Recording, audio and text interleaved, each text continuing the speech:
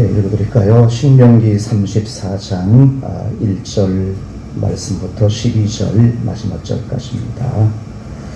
1절 말씀입니다. 모세가 모압 평지에서 느보산에 올라가 여리고 맞은편 비스가 산 꼭대기에 이르매 여호와께서 길앗 온 땅을 단까지 보이시고 또 온 납달리와 에브라임과 므낫세의 땅과 서해까지의 유다 온 땅과 네겝과 중려나무의 성읍 여리고 골짜기 평지를 소알까지 보이시고 여호와께서 그에게 이르시되 이는 내가 아브람과 이삭과 야곱에게 맹세하여 그의 후손에게 주리라 한 땅이라. 내가 내 눈으로 보게 하였거니와 너는 그리로 건너가지 못하리라 하시네. 이에 여호와의 종 모세가 여호와의 말씀대로 모압 땅에 죽어 벳볼 맞은편 모압 땅에 있는 골짜기에 장사되었으니 오늘까지 그의 묻힌 곳을 아는 자가 없느니라. 모세가 죽을 때의 나이 120세였으나 그의 눈이 흐리지 아니하였고 기력이 쇠하지 아니하였더라. 이스라엘 자손이 모압 평지에서 모세를 위하여 애곡하는 기간이 끝나도록 모세를 위하여 30일을 애곡하니라. 모세가 눈의 아들 여호수아에게 안수하였으므로 그에게 지혜의 영이 충만하니 이스라엘 자손이 여호와께서 모세에게 명령하신 대로 여호와의 말을 순종하였더라. 그 후에는 이스라엘의 모세와 같은 선지자가 일어나지 못하였나니 모세는 여호와께서 대면하여 아시던 자요 여호와께서 그를 애굽 땅에 보내사 바로와 그의 모든 신하와 그의 온 땅의 모든 이적과 기사와 모든 큰 권능과 위엄을 행하게 하심에 온 이스라엘의 목전에서 그것을 행한 자이더라. 아멘. 밝은 얼굴로 교우 관계 원만하며 마음씨 곱고 성실한 귀여운 아이입니다. 무슨 말 같아요? 국민학교 생활통지표에 선생님이 학생에게 기록해준 행동 발달 상황이라고 그러나요? 거기에 적힌 그런 내용입니다. 1년이 지났는데 여러분의 생활통지표에 뭐라고 적어 놓으셨을까요?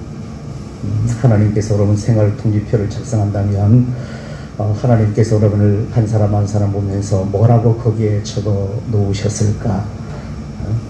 열심히 예배한 사람, 열심히 사랑하고 그리고 하나님을 잘 섬기기 위해서 노력하며 애쓴 사람, 마음속에 용서가 풍부하고 그리고 모든 사람을 품을 수 있을 만큼의 사랑이 넉넉한 사람, 봉사 열심히 한 사람, 하나님께서 여러분의 생활 통지표에 그렇게 적어 놓으셨을까라고 생각이 되십니까?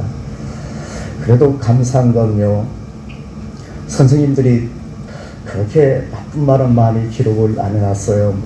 부족하고 좀 안 좋은 아이도 칭찬해 주는 그런 말씀을 상당히 많이 했던 것 같아요. 우리의 통지표에 좀 부족한 건 많이 있어도 여전히 하나님께서는 우리의 부족함보다는 우리의 하나님 앞에서의 칭찬, 하나님 앞에서의 좋은 모습을 더 많이 말씀해 주실 것이다 라고 저는 그렇게 믿습니다. 이스라엘 백성들이 가장 추앙하고 존경하는 왕이 다윗 왕입니다. 성군 다윗입니다. 지금도 이스라엘 백성들에게 가장 존경받는 왕입니다. 근데 그 다윗 왕이 우리가 성군 다윗이라고 그러지만 그렇게 뭐 아주 흠이 없는 그런 사람은 아니었습니다. 제가 기억하기에 정말 치졸하기 그지없는 뭐 이런 인간이 다 있어라고 생각될 만한 사건이 밧세바 사건이었습니다. 밧세바라는 여인의 아름다운 여인이었습니다. 그는 결혼한 사람이었어요. 우리아라는 자기 시아의 충성스러운 장군이었습니다. 그런데 그 우리아의 아내 밧세바를 자기의 아내 삼기 위해서 전투하는데 전쟁터에 가장 위험한 곳에 보내서 죽게 하라고, 그리고 그 사람이 죽으면 밧세바가 이제 내 아내가 되어줄 수 있다라는 그런 생각 때문에 부하에게 시켜서 가장 위험한 자리에 전쟁터에 집어넣습니다. 그랬더니 거기서 죽어요. 그리고 다윗은 조화를 하고 밧세바를 데리고 가서 왕비로 삼습니다. 아주 치열한 하는 행동 보면, 그 과정을 보면 어떻게 인간이 이럴 수가 있을까라고 생각될 정도로 아주 비인간적이고 이런 인간이 다 있나라고 생각될 정도의 그런 일을 그가 했어요. 그래서 성경에 마태복음 1장에 예수님의 족보에도 뭐라고 여러분 기록된지 아십니까?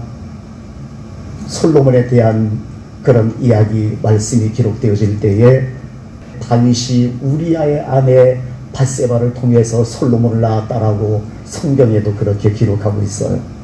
아주 악한 일을 다윗이 했습니다. 그럼에도 불구하고 성경 사도행전에는 하나님께서 모세의 다윗을 평가하기를 내 마음에 합한 사람이다라고 칭찬하고 다윗을 평가합니다. 내 마음에 합한 사람이다. 합하기 뭐가 아파요? 이런 치졸한 그런 인간이었는데, 이렇게 엄청난 죄를 지었는데. 그런데요, 하나님의 명령을 통해서 나던 선지자가 다윗을 찾아와요. 임금이시여, 어떤 성읍에 두 사람이 있었습니다. 한 사람은 부자였고 한 사람은 가난한 사람이었습니다.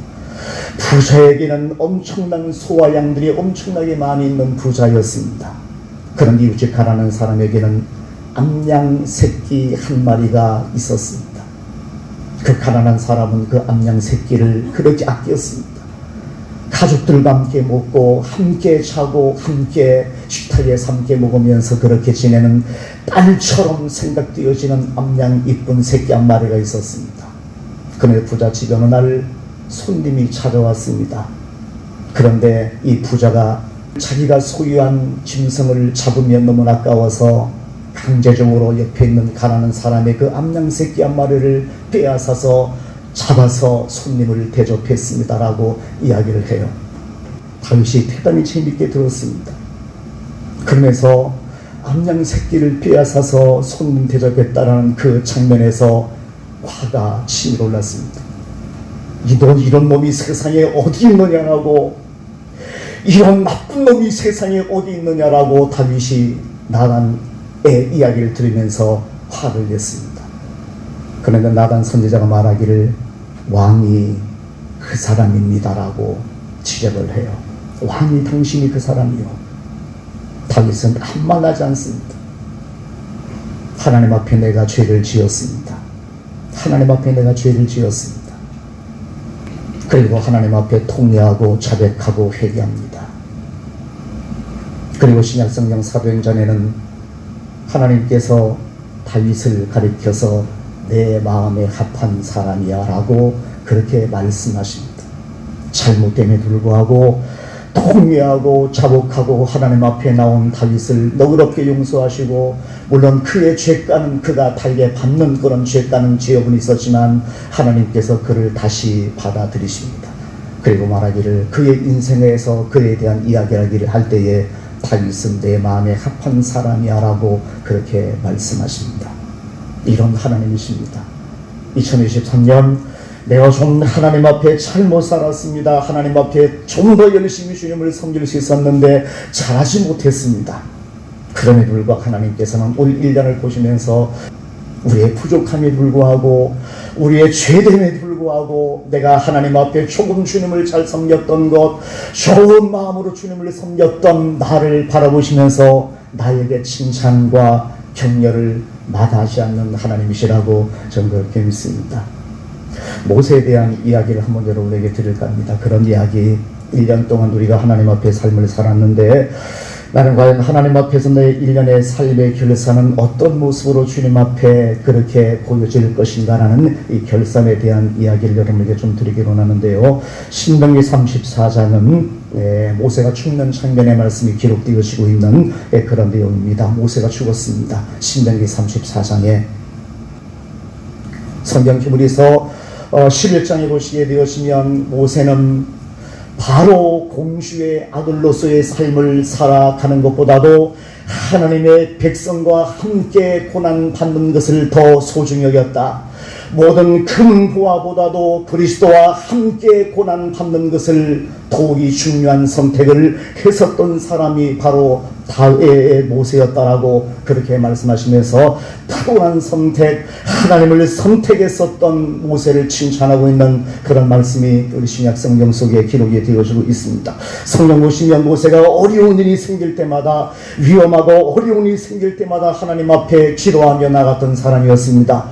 하나님 앞에 어떤 삶의 난관이 그에게 부딪힐 때마다 하나님 앞에 그 모든 문제를 가지고 하나님 앞에 기도하며 하나님의 뜻을 물으며 그렇게 인생을 살았던 사람이 모세라는 그런 사람이었습니다.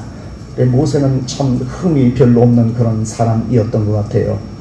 그런데 오늘 본문 말씀 보시면 모세의 이야기를 보면서 정말 일생일대의 뼈아픈 잘못을 하나 모세가 그렇게 저지르고 맙니다.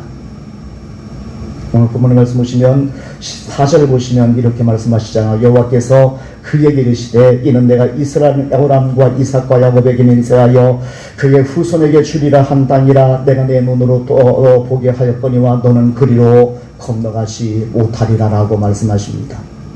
모세의 일생일대 꿈이 뭔지 아십니까? 이 백성을 인도해서 하나님께서 말씀하신 약속의 땅으로 그들을 인도해내는 것, 민족의 꿈이었습니다. 그리고 모세 개인의 꿈이었습니다. 이 꿈 하나 가지고 이 모세는 40년의 시간 동안 그렇게 힘들게 삶을 살았던 사람이었습니다. 내 인생의 모든 시간을 들여서 하나님께서 약속하신 가나안 땅에 들어가는 것, 내 민족의 꿈이었고 내 개인의 꿈이었습니다. 이것을 위해서 모세는 모든 인생을 거기에 다 걸었습니다. 그리고 이 본문 말씀, 이 신명기는 이스라엘 백성들이 광야 생활 39년 동안의 시간을 그렇게 보냈습니다. 그리고 드디어 이제 마지막으로 모압 평지에 서서 산 위에, 높은 산 위에 올라가서 하나님께서 가나안 땅을 보여주시는 겁니다. 얼마나 벅찼겠어요. 내 평생의 꿈이었는데, 내 민족의 꿈이었고 내 개인의 꿈이었는데, 그래서 높은 산에 올라가서 하나님께서 가나안 땅을 보이십니다. 정말 너무나 좋은 땅, 하나님께서 말씀하셨던 젖과 뿔이 흐르는 그 땅을 보여주시기 시작해. 그러나 하나님께서 말씀하십니다. 너의 백성들은 저리로 건너가지만 너는 들어가지 못할 거야 라고 하나님께서 말씀하십니다. 이해하시겠어요 여러분? 이해되시나요? 평생의 꿈이었는데 이것 하나 보고 이것 하나 내가 성공하기 위해서 지금까지 이렇게 광야 생활 38년 39년의 삶을 끝내고 이제 40년 되어지는 그때에 이제 들어가면 되어지는 내 눈으로 볼 수 있는 저런 징후가 왔는데 하나님께서 말씀하시는 겁니다. 너 안 돼 라고 말씀하시는 겁니다. 기막히잖아요. 그리고 모세는 그대로 죽습니다. 그 땅을 바라보면서 평생 꿈이었던 가나안 땅을 바라보면서 거기서 죽어요. 성경 보시면 민수기 20장 보시면 이 이야기가 기록이 되어지고 있어요. 민수기 20장보다도 출애굽 17장 보시면 이스라엘 백성들이 출애굽을 해서 르비딤에 도착을 해요. 한 2달 정도의 시간이 흐른 시점이었습니다. 1월 15일에 그들이 출애굽에 따르면 한 2달 정도 지난 시점에 르비딤에 도착을 했어요. 그런데 물이 없었어요. 그래 백성들이 소리칩니다. 이게 뭡니까? 우리 여기서 목말라 죽겠어요. 우리도 죽고 내 자녀도 죽고요. 내 가축들도 다 죽게 생겼습니다. 이게 뭐냐라고 모세를 향해서 주먹을 내밀기 시작했어요. 이것은 하나님에 대한 불신이었습니다. 모세가 하나님 앞에 나가 기도하 하나님 큰일 났습니다. 저 사람들이 저 백성들이 가만히 안 있겠습니다. 돌로 치겠습니다. 그래서 큰일 났습니다. 라고 하니까 하나님께서 말씀하시기를 호렙산 바위 위에 내가 설 테니까 내가 바위를 치면 물이 날 거야 라고 하나님께서 말씀하십니다. 그래서 물이 생겼어요. 이것이 출애굽 1년 2달째 되던 해의 사건이었습니다. 출애굽 1세대의 사람들이었습니다. 가데스라는 지역에 도착해요. 그 1년이 지난 시점에 거기에 도착해서 가나안 청탐꾼들을 보내요. 그런데 실패하잖아요. 그래서 하나님께서 38년의 삶을 광야에서 살게 하십니다. 20세 이상 다 죽을 때까지 너희들은 가나안 땅에 들어가지 못할 거라고 하나님께서 말씀하셔서 그들은 다시 발걸음을 돌이켜서 광야에서 38년의 시간을 보내게 되었습니다. 38년의 시간을 보내게 되어져요. 그 38년의 시간 보내고 난 다음에 39년째에 가데스라는 지역에 다시 그들이 집결하게 되었습니다. 광야에서 38년 동안, 그리고 출애굽에서 1년 동안 그 시내산에 도착해서 1년 동안 시간을 보내며, 그리고 1년 더하기 38년 하면 39년 되던 해에 가데스파네아에 다시 그들이 집결하게 되었습니다. 그는 집결을 했는데 또다시 물이 없는 상황을 맞닥뜨리게 되어져요. 백성들 원망했습니다. 이러려고 우리를 이렇게 인도했느냐라고, 우리 여기서 죽게 되었다라고 소리치면서 모세를 원망하고 달려들기 시작합니다. 모세는 하나님 앞에 나가 답답하게 기도합니다. 하나님, 이게 뭡니까? 하나님, 저들이 이렇게 나를 공격합니다. 어떻게 했으면 좋겠어요? 라고 그렇게 하나님께 말씀 기도하니까 하나님께서 그에게 응답하시기를, 이번에는 바위에게 명령하면 물이 날 거야 라고 하나님께서 말씀하시는데, 그런데 지금 이거 모세는 너무나 화가 잔뜩 났어요. 지금은 1세대 사람이 다 죽었는데 그들의 아들과 그들의 손자들은 많이 모여있는, 그들이 지금 여기 가데스라는 지역에 다시 38년이 지난 다음에 다시 모여있는데, 어쩌면은 38년 전에 그들의 아버지, 그들의 할아버지가 했었던 것과 똑같은 모습으로 다시 모세에게 대들고 있는 상황이 38년, 39년이 지난 사건, 시간이 지났는데 똑같은 행동을 하고 있는 거예요. 모세가 얼마나 속이 답답하고 화가 치밀어오게 하나도 변하지 않은 겁니다. 38년에 너희들의 아버지가 했던 것처럼, 그 아버지는 다 죽었는데, 너희들의 어머니는 다 죽었는데, 이제 너희들이 자식들은 너희가 38년 이후에 이 가데스에 다시 모였는데 너희들이 똑같이 물이 없다라고 모세에게 항의하고 대들고 소리치고 있는 그런 사건이었습니다. 모세가 화가 났습니다. 내가 언제까지 너희에게 이렇게 내가 당하겠느냐라고, 내가 언제까지 너희들의 모든 이 불평과 불만을 내가 받아줘야만 되겠느냐라고 화가 잔뜩 났어요. 그래서 하나님께서 바위를 명령하라고 말씀하셨는데 너무나 화가 난 나머지 바위를 2번 지팡이로 쳐버리고 말았습니다. 그리고 하나님께서는 내가 많은 사람 앞에서 나의 거룩함을 드러내지 못했다라고 하나님께서 말씀하시면서, 그것 때문에 너는 가나안 땅에 들어가지 못할 것이라고 하나님께서 모세에게 말씀하십니다. 내가 내 거룩함을 드러내지 못했다. 화가 잔뜩 나서, 하나님의 일을 하는데 화가 잔뜩 나서 바위를 2번이나 내려쳐버리고 말았습니다. 그리고 말하기를, 내가 너희들에게 언제까지 이런 물을 주어야만 되겠느냐라고, 그렇게 자기가 주는 것처럼, 자기의 능력인 것처럼 백성들에게 소리치기 시작했어요. 거기는 하나님이 존재하지 않았습니다. 하나님의 거룩함이 나타나지 않았습니다. 하나님께서 주시는 물이었음에 불구하고 모세는 하나님의 영광을 드러내지 못했습니다. 그리고 자기 화만 드러나고 자기가 주는 것처럼 백성들에게 소리치며 그 일을 해버리고 말았습니다. 하나님께서는 그래서 모세에게 많은 백성들 앞에서 너는 내 거룩함을 드러내지 못했다. 너는 가나안 땅에 들어가지 못할 거야 라고 하나님께서 말씀하십니다. 이 청천벽력 같은 이야기를 듣고요, 신명기 3장 보시게 되었으면 하나님 앞에 사정합니다. 하나님 내가 한 번만 구하옵나니 하나님 나를 저 요단강을 건너서 저기 가나안 땅에 들어갈 수 있도록, 요단 저쪽에 있는 아름다운 땅, 아름다운 산과 레바논을 내 눈으로 한 번 볼 수 있도록, 내 발로 한 번 밟을 수 있도록 나 한 번 받으시면 안 돼요 하나님이라고 하나님 앞에 간청합니다. 하나님, 내 평생의 꿈이었는데요 하나님, 나 저 가나안 땅에 들어가고 싶어요. 내 이스라엘 백성들을 데리고 이렇게 40년 동안 고생하며 내 인생의 목표였고요, 내 마지막 희망이었는데 하나님, 내 눈으로 보일 수 있는 저 땅인데 하나님, 나 안 들어가면 안 되잖아요 하나님. 나 한 번만 봐주시면 안 되겠어요 하나님. 내가 하나님 앞에 잘못된 것 알고 있는데, 하나님 앞에 내가 잘못된 행동을 한 건 내가 알고 있는데 한 번만 봐주시면 안 되겠어요 하나님. 나 저 땅에 들어가고 싶은데요.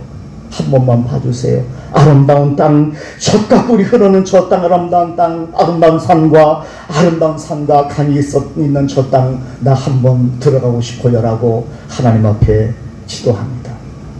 그랬더니 하나님께서 단칸에 잘라버립니다. 안 돼라고 말합니다.